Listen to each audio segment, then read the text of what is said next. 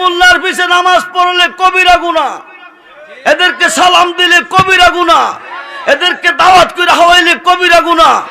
এরা যেই মসজিদে সাজদা দিবে সেখানে সুন্নিদের সাজদা জায়েজ হবে না। খুব মনোযোগ। ফাইসে কই, ফাইসে কই? নবীজির নাম আল্লাহ কি রাখছেন? কি রাখছেন?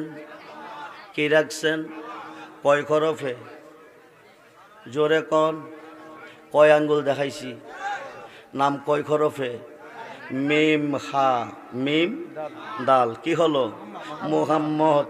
মুহাম্মদ নামের মধ্যে দুইটা মিম।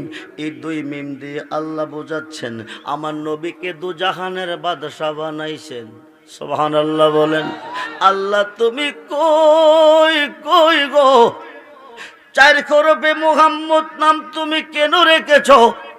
এবং প্রথম হরফটা